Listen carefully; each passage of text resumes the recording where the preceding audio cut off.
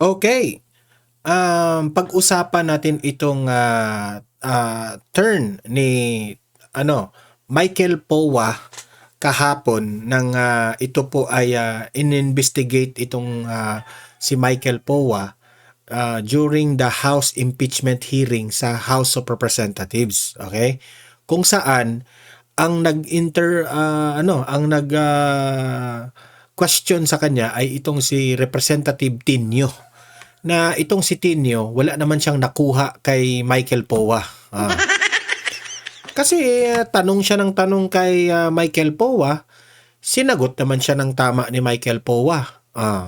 Kasi po, alam naman natin itong si Michael Powa ay malinis. Itong dating spokesperson ni VP Sara, nung time ay siya ay DepEd Secretary itong si VP Sara. Sinagot siya. Maganda itong pakinggan natin at magre-react tayo kasi po sapol na sapol itong si Tinio.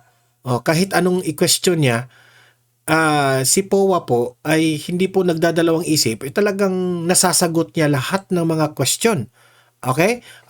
At pangalawa natin pag-usapan ay nagsalita na nga, kumanta na nga itong si Attorney Panelo sa Bilyonaryo News Channel patungkol po sa nangyari sa hearing kanina kahapon dito sa House of Representatives. Okay? So yun po ang pag-uusapan natin ngayon ng araw na ito. Pero bago ang lahat, like and share this video sa mga nanonood at sa subscribe na rin kayo para updated kayo. Okay? Ito, panoorin natin itong turn ni Michael Powa para sumagot dito sa mga walang kabuluhang tanong ng House of Representatives. Ito. The floor is now open for clarificatory questions to our last resource person for the day, Attorney Powa. Si Tinio, hinayaan lang siya na mag-question ng mag-question. Siguro, later nang na-realize ni Luis Tru na, you're probing already. Pero wala na. Nagtanong si Tinio. Sinagot rin naman ni Powa. Any member? The Honorable Tino. Maraming salamat, Madam Chair. So, if I may address my questions to Attorney Powa. Attorney Powa, magandang hapon po. Narito po kayo bilang dating spokesperson, chief of staff with rank of undersecretary ng Department of Education sa ilalim ni dating DepEd Secretary and of course Vice President Sara Duterte. Tama po? Madam Chair, Your Honor, tama po yun. Tama po ba yung mga titulong minanggit ko? Tama po. Tama. Okay. Chief of Staff, spokesperson, rank of undersecretary. Okay. And of course, sa nakaraang kongreso ay isa kayo sa mga resource persons sa mga hearing ng Committee on Good Government chaired by the Honorable Chua. At nabanggit na kanina na inadmit na at bahagi na ng proceedings yung mga records nito. Including yung mga sworn testimony po ninyo. Hindi po ba? Tama Madam po. Chair, Your Honor, tama po. Tama po. Madam Chair, meron lang po akong ilang clips ng mga specific testimony niya nung panahong yon na gusto ko lang po magtanong ng ilang clarificatory questions kaugnay dito. Una po, let me point out na sa Sabalya complaint po, page 90 of the Sabalya complaint ay nandoon po ang pagbanggit nito. In paragraph 269, high-ranking officials of the Department of Education testified before Congress that they received multiple envelopes containing cash amounts ranging from 12,000 to 50,000 pesos. These officials believed that these envelopes came directly from VP Sara, with one former DepEd spokesperson, Michael Powa, testifying that he received envelopes directly from VP Sara herself. Ito susunugin, sinimula nilang susunugin si Powa, pero tingnan nyo gaano kagaling sumagot itong si Attorney Powa. So yan po ay nasa sa Balya complaint. Tapos nandyan po yung clip nung testimonya niya mismo kung pwede pong ma-play natin. May we know from the committee secretariat if the video of Attorney Powa admitting to having received that envelope with certain amount of money is already available? Okay. Kindly play the video. Yes, sir. When I was Hope, sir, I became Hope. No, I can categorically say I was not able to receive a single envelope at all. But do remember sometime December 2022 or early December, I did receive an envelope, just minimal amount. And at times, pag nagsasabi, may mga times kasi, sir, na candidly, medyo napagalitan ako because nag-aabono daw ako. Because when people come to me as a spokesperson, sometimes they tell problems. I would give, at the end of the day, ang kailangan lang pala nila, 3,000, 5,000. So nagbibigay ako personally.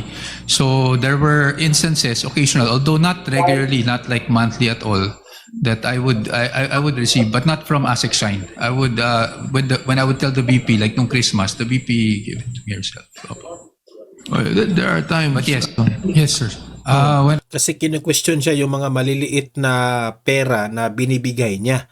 Yung mga, gano'n naman talaga eh. Kapag ikaw yung spokesperson, may humihingi ng tulong sa vice presidente, o nagbibigay ka, 3,000, 2,000, pagkatapos, ipapa-reimburse mo yan sa vice president. Oh, big deal na sa kanila yun. Gago talaga. I was Hope, sir. I became Hope, no. I can categorically Umulit. say I was not able to receive. Kumulit na po. Pwede pong i-pause na muna. Okay. So yun po yung unang clip. At sabi nyo, when I was Hope, sir. Pwede po bang ilinaw lang? Ano ibig sabihin ng Hope? Head of procuring entity po. Head of procuring entity. So hindi nyo po nabanggit na or banggitin natin for the record na aside from being spokesperson and chief of staff, Apo. kayo rin po ang head of procuring entity. Only for a certain time po. Madam Chair, sorry. Madam Chair. Sige, Madam please Chair, clarify Your po. Honor. Apo. If I may just clarify on all the dates, Your Honor, para lang klaro tayo. Okay. Kasi I think dun sa subpoena, mali din yung dates Ay, as opo, Chief of please Staff. clarify then. When I was hired sa DepEd, I was hired as a spokesperson with a rank of Director 4. That was back in July 2022. Ngayon po, yung pagiging Undersecretary and Chief of Staff ko po, Your Honor, it wasn't until April 1, 2023 kung kailan ako na-appoint as Undersecretary and Chief of Staff. And then yung Hope po, ako po yung naging Hope October, I have the date here just to be exact, no? October 17, 2023. Yun po yung nag-retire si Yusek Mercado. Okay. Doon po ako naging Hope.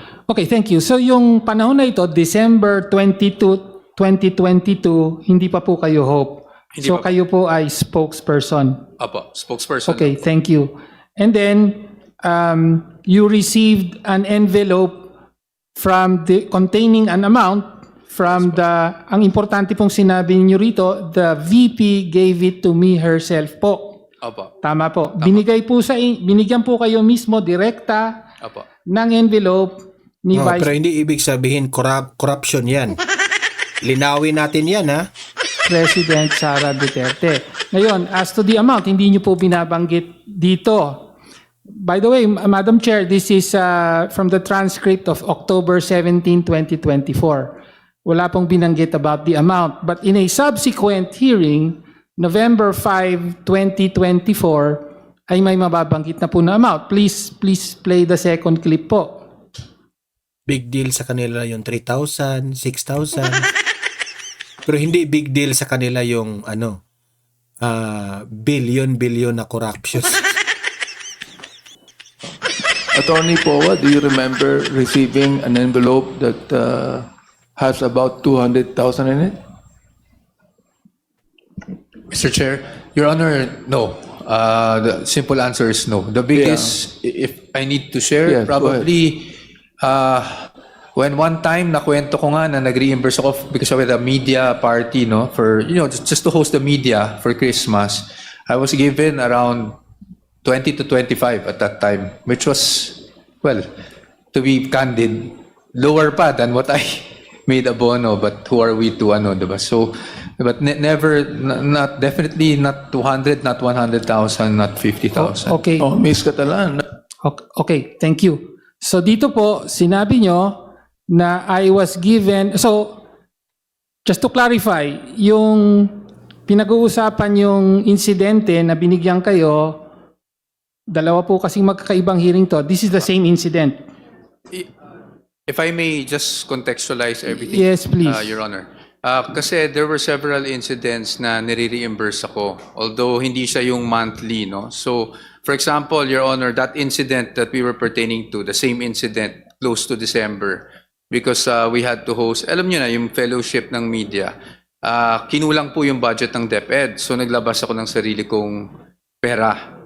So that's what happened. Now, in other incidents, similarly, that's why I had to really categorically say that these were reimbursements for personal expenses that I personally shelled out po. Okay. So binigyan po kayo ng binigyan kayo sa isang envelope ni Vice President Sara Duterte ng 20 to 25,000 pesos noong December 2022. Tama po? Hindi ko na po matandaan kung 20 to 25, but yes, it was the same. Well, it yun was yung the sinabi same. nyo rito. Yes po, ito po. Okay. Okay, so binigyan kayo nun. Tapos, parang binanggit mo na rin, hindi ito yung iisang pagkakataon na binibigyan kayo. Kasi sabi nyo dito, the biggest if I need to share, so implying that you received more than once. Tama po? Madam Chair, yes. Yes. Okay. Sabi nyo po, reimbursement. So, ibig sabihin, hindi po, yung binigay sa inyo ay hindi sweldo, hindi rin yung mga allowances na tinatanggap ng government employee under salary standardization law. Tama po ba?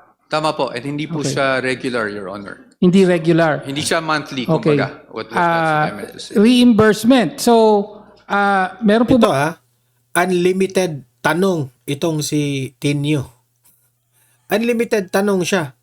Pero kapag si Madriaga ang tatanungin, you're probing already. Hindi ka pwedeng magtanong.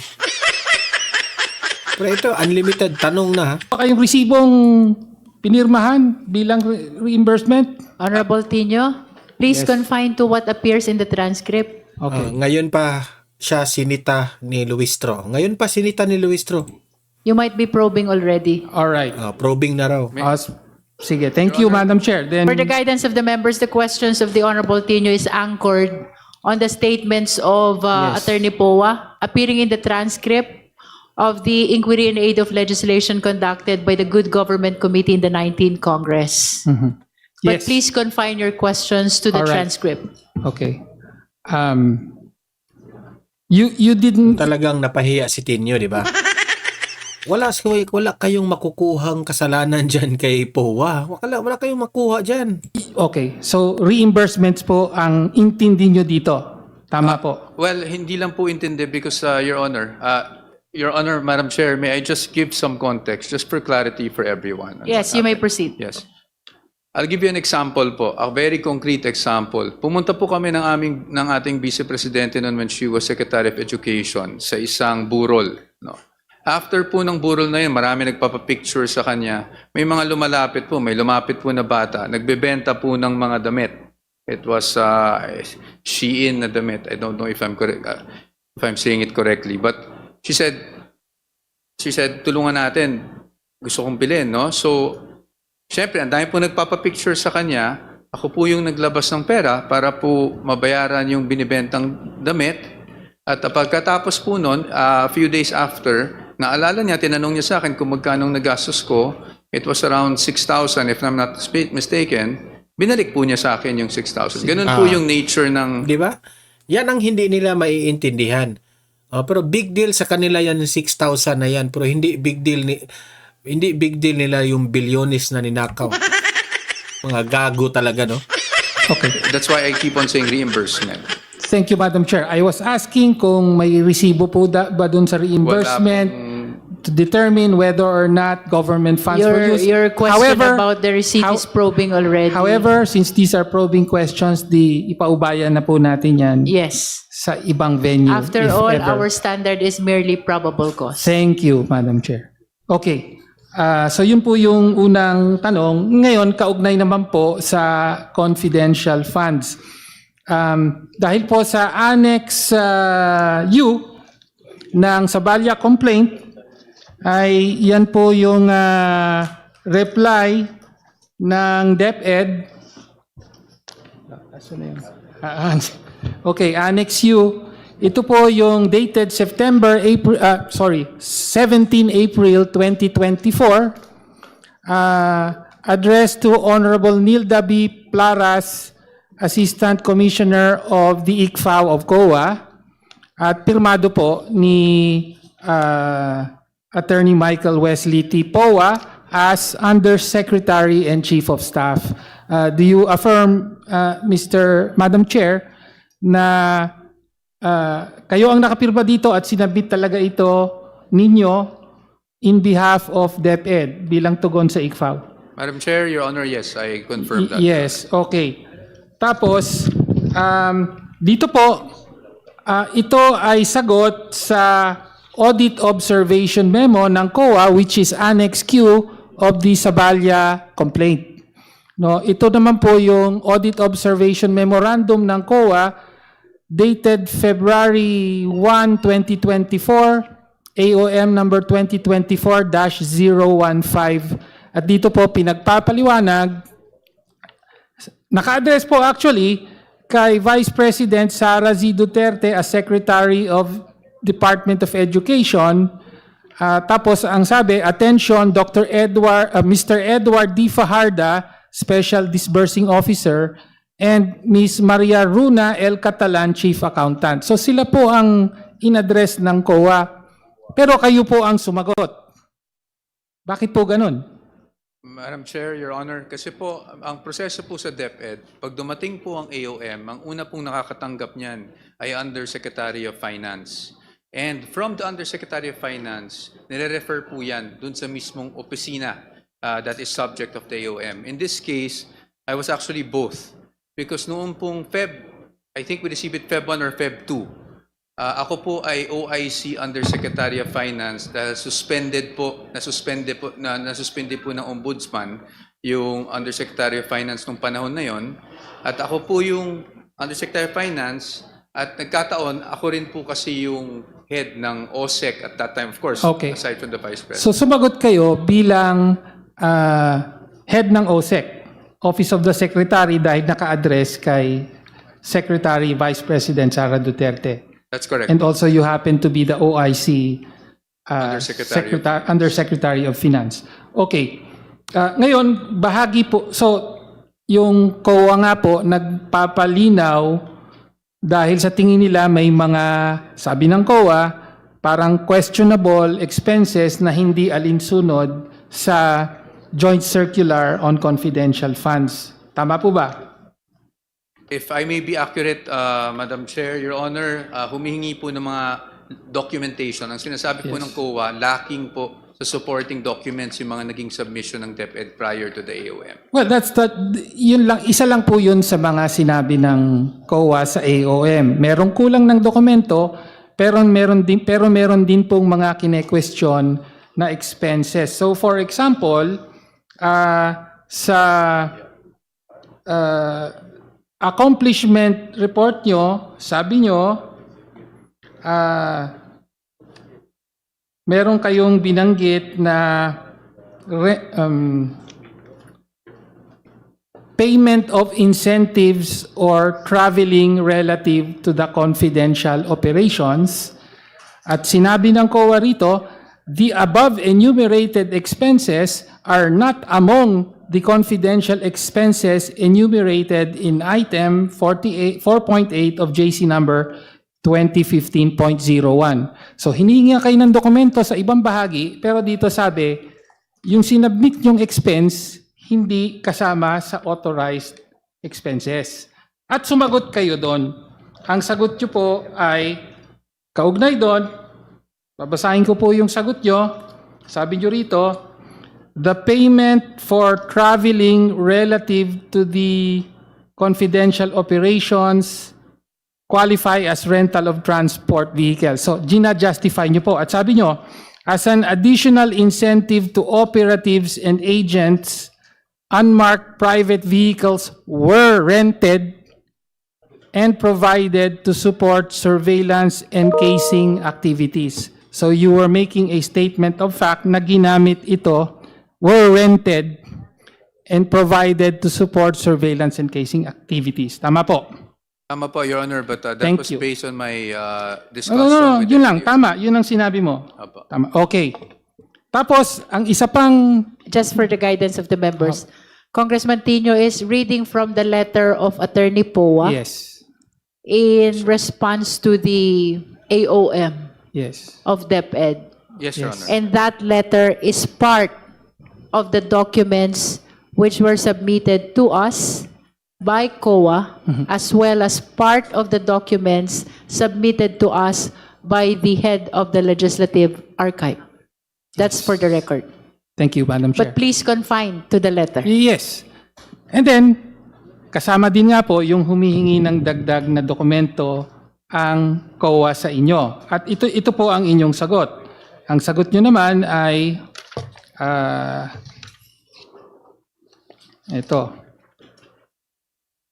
On the finding that payment of rewards to informers must be supported with documents evidencing success of the information gathering and or surveillance activities on the account of the information given by the informer. So sabi nyo rito, attached here to as Annex B1 to B4 are the certifications issued by relevant partner agencies evidencing the success of various programs, projects, and activities directly resulting from the information provided by informers during the specified period. Yun po ang sagot nyo. Tama po. I confirm that. Your Tama po. And then, kasama po sa Annex V ng Annex V, V1, V2, V3 ng Sabalia complaint, yung mga certifications na binabanggit nyo. So these are certifications by various Army Infantry Divisions. 1st Infantry Division, 5th Infantry Division, 7th Infantry Division, and so on. Na sinasabi nila na naglunsad sila ng mga youth leadership seminar sa kanilang mga area of responsibility. Tama po ba? Tama po, Your Honor. Tama po. Okay. Okay. So, iyan po ang ilan sa mga nilalaman ng sagot ng DepEd through USEC POA sa AOM ng COA. Kaugnay sa paggamit ng confidential funds. Ngayon, pero sa nakaraang hearing, meron din kayong mga admission. Pwede po bang i-play natin yung clip? Secretariat, please play the admission of the video of admission of Attorney Poa. Yes. I understand the nature of confidential funds, but on how it is actually operationalized or used on the ground, under oath, I would like to state for the record that I'm really not aware. Hindi ko po nakita yung fund, hindi ko po alam kung paano siya ino-operationalize on the ground. Ang participation ko po ay naganap nung ako po ay OIC for finance kasi at that time, nung na-receive namin yung AOM. And we had to respond to the AOM. And so because we had to respond to the AOM, I had to get all the documentation that COA was asking for po through that AOM. So ibig sabihin po, hinihingi nyo lamang po itong mga documentation na to para lang ma-justify kung paano ginamit.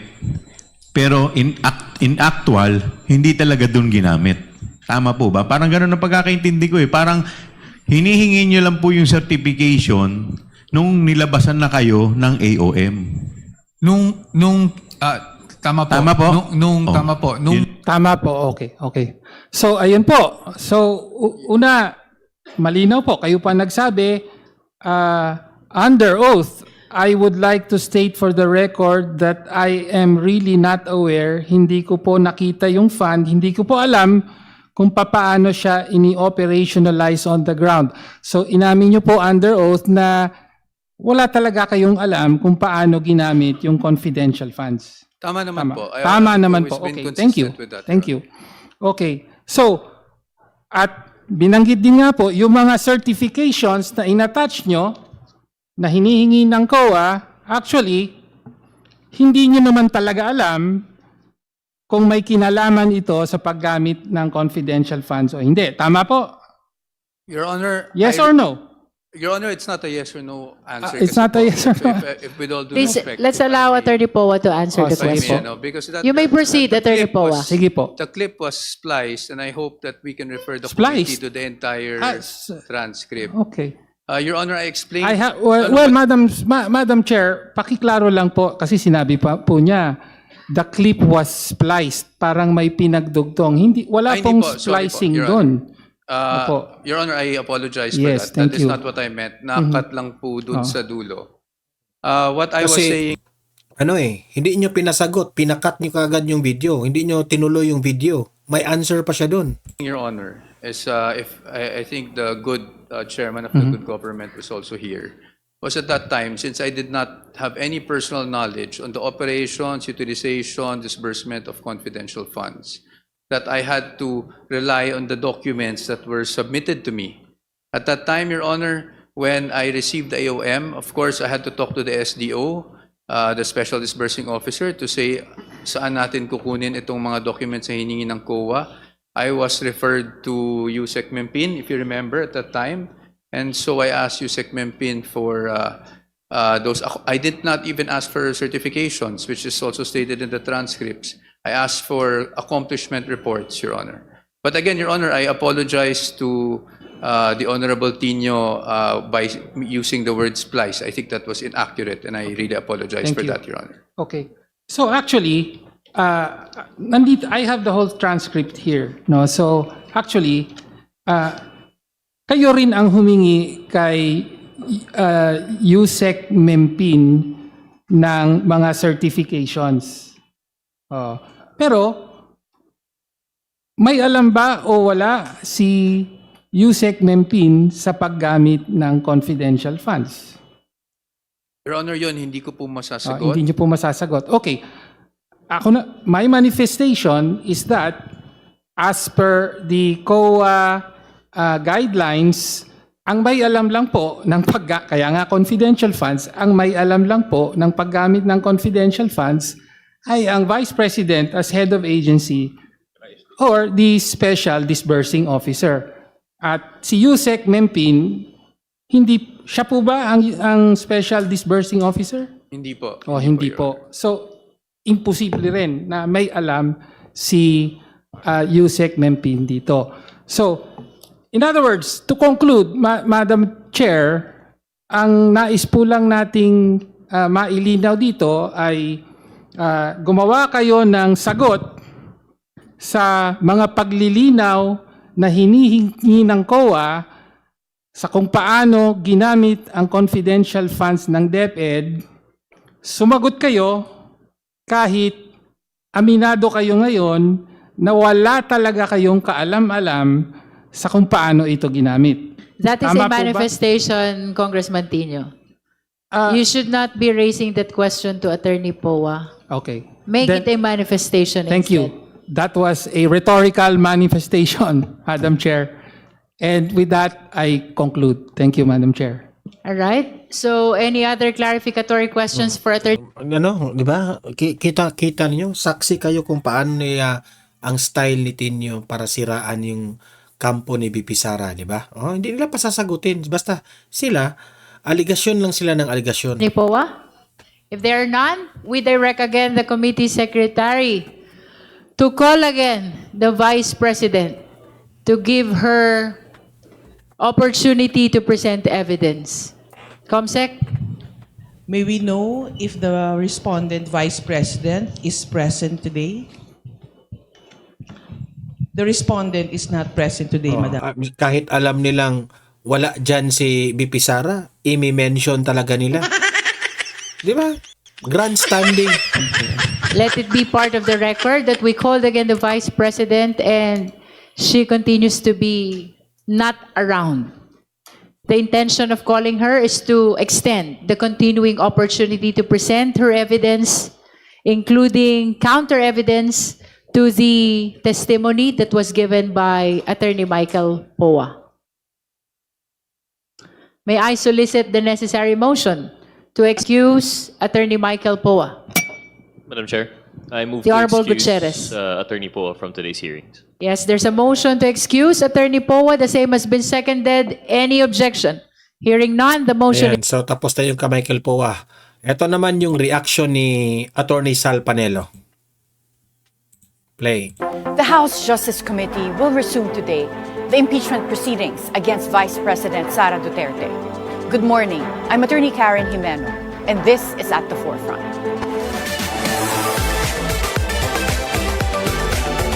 Vice President Sara Duterte will push through today. This after the Duterte camp failed to get a temporary restraining order from the Supreme Court. Some say this should be set aside, and government should tackle the more pressing matter of the ongoing oil crisis. But some lawmakers say holding a public official into account is equally important. To help us analyze this, we'll be speaking with Attorney Salvador Panelo. He's a former Chief Presidential Legal Counsel. Good morning, Attorney Sal. Good morning, Attorney Karen. Okay, so today is the House Justice Committee hearings on Vice President Sara Duterte's impeachment. You mean the Moro-Moro? You call it the Moro-Moro? Yeah. Bakit naman? Oh, they've already decided on that. It's a foregone conclusion. They will transmit it to the House of Reps, and the House of Representatives will transmit it to the Senate. Well, House Assistant Majority Leader and Lanao Representative Zia Alonto Adyong said the impeachment hearings could also provide Vice President Sara Duterte an opportunity to answer allegations against her. So he doesn't call the trial in the Senate not an opportunity to present evidence? So you're saying dapat yung trial, yung gagawin nila today, ginagagawin sa Senate. Of course. So you're also supporting the allegation of the Duterte camp that this is a mini trial. Of course. In the first place, it came from them. It's them they're saying, the Committee on Justice. Correct. That word that Spoken yes. by the chair. Oo, Diba, siya Chairman mismo, Luis Stro. Galing sa kanya yun eh. Pagkatapos ngayon, tatanggi-tanggi sila. Yan ang problema sa kanila. Oo. And I guess for those watching, why would a mini trial, if this does indeed constitute a trial, why would that be unconstitutional? Eh kasi, you have to determine only a probable cause. You don't need a mini trial for that. So the evidence are submitted and you decide whether or not there is probable cause or not. Pero hindi ba nalilito na rin ang Congress as to what they should be doing considering the decision of the Supreme Court when before they didn't conduct these proceedings, the Supreme Court held the impeachment to be unconstitutional and they laid out what would be the requirements for due process. I don't think nalilito sila o tuliro sila. I think they want to use that as a forum, a platform for free publicity. They want to project themselves. Alam na naman nila yun eh. Pati tayo pinag-loko ninyo eh. Correct. Pero kung magkakaroon din naman ng trial sa Senate, bakit hindi na lang nila ipadala sa Senate itong impeachment? Exactly. Yun nga ang palagi kong sinasabi sa aking programa eh. Padala nyo na yan, magkaalaman na. Tapos sinasabi na, akala ko ba gusto niya ng blood bath at siya nag-file ng, ng certiorari. Kasi nga, kayo nang gugulo eh. Kaganda-ganda na, alam niyo na naman na makakapasa yan. Ba't di niyo pa ituloy? Para matapos na yan. But, alam mo, eleksyon eh, 2 years from now, kailangan nila yung platform. Kasi merong option ang House Committee on Justice na magbutuhan na sila. At pwede silang manalo, di ba? Kung sa tingin nila they are confident na manalo sila sa botohan ng mga kongresista, tuloy-tuloy na sana yan papuntang Senado. Gusto pa talaga nilang pumunta dyan si VP Sara mga garapal talaga. Kailangan nilang gamitin ang platform para siraan si Inday Sara. Correct. I-bully na naman yung mga resource persons dyan. Alam mo na, yung style nila. Style nilang bulok. And you don't think that's going to backfire? I mean, do they have enough votes in Senate right now to just outright impeach Vice President Sara? I've been saying that Committee on Justice will file that, transmit it to the plenary, and the plenary will vote. Not the 215 votes that they had before, but definitely papasa. But pagdating sa Senate, wala. Absuelto yun. Kaya palagay mo, dito na lang ginagawa yung trial sa Congress, sa House of the Representatives. Correct. The Vice President's husband, Attorney Meneses Carpio, has filed a petition before the Quezon City RTC seeking to prevent the BIR from submitting their tax records to the House Committee on Justice. Do you think he will get a favorable ruling? Kasama kasi ito dun sa mga nasabpina. That depends sa court. Pero in the first place, dapat di sila nag-issue ng subpoena. They're fishing for evidence. Wala silang ebidensya siguro. Kaya kung kinukuha nila ng salin, kung ano-ano pinagkukuha nila. But di ba ang rule dapat, or at least my understanding is, at the House Justice Committee level, when you say finding of sufficiency of form and substance, that would mean you go, but it's within what was filed in the complaint, including what the attachments were. Pero hindi sila yung nagpapasabpina dapat. Correct. Tsaka isa pa, sabi nila, di ba sabi ng Supreme Court, bigyan kayo ng due process. Ba't kayo nagre-reklamo? Bigyan kayo ng due process. Therefore, getting due process means give them a chance to present evidence for themselves or defend themselves. But if they do not want, they waive it. That's still due process. The opportunity should be given to any respondent. Yan ang sinasabi ng due process. But in this case, since the Quezon City RTC was sought to provide a remedy in terms of preventing the House Justice Committee from obtaining the tax records of Attorney Mans Carpio, do you think based on legal merits that he would prevail or he should prevail? Well, if I were a judge, I would deny it. Deny the request for a subpoena. Of the House Justice Committee. So you think there are legal grounds to prevent the House Justice Committee from Kasi nga, obtaining these records? that's not the forum for that. Dapat noong pa nila, meron na silang ebidensya. Hindi ngayon lang sila kumukuha. Correct. Kasi nga, they want to use that platform for themselves and against Inday Sara. Pero kung ganun, hindi ba pwedeng gawin niya ng complainants to find these records as well and present it as evidence here in the House Justice Committee or eventually at the Senate? Exactly, dapat nga yun na pre-set na nila yun kasi nga wala silang may present. Kaya pinapokus sila kay Madriaga. Tama yung sinasabi ng anak ko si Attorney Paulo. Naku, tuwan-tuwa kami, ipipresent niya yan. Masisira kayo lahat dyan. Kasi nga, all the allegations of Madriaga have been rebutted, disputed by documentary evidence, by testimonial evidence. Bagsak talaga sila dyan. It will blow up on their faces. So you're not worried that Madriaga will be presented in the House Justice Committee hearings? We're expecting him to be there today. I think the Committee on Justice is now getting worried. Natatakot na sila ngayon, pero nandiyan na tutuloy na lang nila. Adjong stressed that the Justice Committee subpoenaed certified true copies of financial documents, tax records, and reports and other relevant evidence to uncover the truth. But as you said, and as what the Vice President's camp has also said, this seems to be a fishing expedition. Pero at what point can additional evidence be introduced? Hindi na kailangan nga kasi the moment you file your complaint, dapat may mga ebidensya ka na. Kaya nga they will have to find whether it is sufficient in form or in substance. Kasi nga, on the basis of the evidence na binigay sa'yo, pwede na i-file. Yan naman si Adjong, di naman abogado. Mr. Adjong, tama na yung papasikat mo, hindi ka naman abogado. Pwede ba? Pag hindi ho kayo abogado, huwag na kayong pumasok sa teritoryo ng Tumahimik abogado. kayo.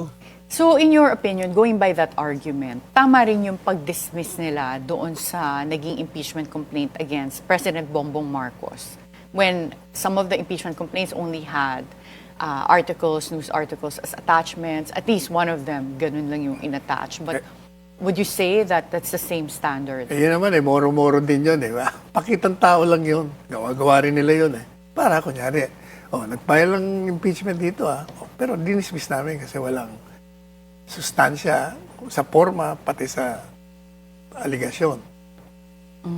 Lahat yan moro-moro So, si Attorney Michael Powa was also subpoenaed and he is also expected to appear in the House Justice Committee hearing today. Do you think there's a risk that he will be detained eventually and be cited in contempt? Kasi ganun yung nangyari dun sa isa ring Chief of Staff ni Vice President Sara sa Office of the Vice President, kay Attorney Zuleika Lopez. And Attorney Michael Powa used to be the Chief of Staff of Vice President Sara as someone from when she was still Deputy Department of Education Secretary. Well, given the recklessness of the Committee on Justice, it may just do that. But, kapag ginawa nila, may problema na naman sila. Lalong magagalit ang tao sa kanila. But pag naisip natin na yung nangyari dati kay Attorney Zuleika Lopez, when she was detained, that's what triggered Vice President Sara to rant. And eventually, it's what made her utter yung pati yung imagined crime. Imagine crime. Well, diyan, maraming pa rin hindi nag-agree kung talagang grave threats yun, di ba? Against the President yung mga hindi and the First nag-agree, Lady. mga anti-hinday yun. Pero kung objective ka, kahit anong tingin mo, on all fours, wala talaga. Yeah. Crime. But you're not worried that that might also push the buttons of the Vice President if they detain Attorney Michael Powa and, lead her to do something that would constitute ranting publicly katulad ng nangyari in I the do not past. think so. So, kahapon in your column, you wrote an article entitled "Political Opportunists and Sycophants Abound," and you said that there's so many of them. politicians shift alliance to advance their own interests. Do you think that the announcement of Vice President Sara that she will run for president in 2028 triggered the what you call political opportunists and sycophants around her? But before you answer this question, we'll have to take a short break. At the Forefront, we'll be right back. So ayan nasagot ni Attorney Panelo yun ang pati si Attorney Sal Panelo duda dyan sa House of Representative Committee on Justice na it's all grandstanding na pwede naman yan ipagpatuloy sa Senado. Bakit hindi nila bakit ang dami pang kadramahan, di ba? Na pwede naman silang bumoto na kahit ipapanalo pa nilang kanilang sarili dyan. Pero alam nyo, alam ng taong bayan na itong mga taong ito, itong mga representatives na ito, mga ang daming kadramahan. Tapos, baby pa si Ramil Madriaga, parang kinakampihan pa talaga. Kitang-kita naman, obvious naman wag na tayong magbulahan, di ba? So kayo mga audience ko dito sa Donmar TV, paki-like, paki-share itong ating vlog para marami po ang makaalam at subscribe na rin kayo kung sa tingin ninyo ay nagustuhan ninyo ang ating topics ngayon at libre lang mag-subscribe, walang bayad yan, updated pa kayo sa ating mga balita, okay?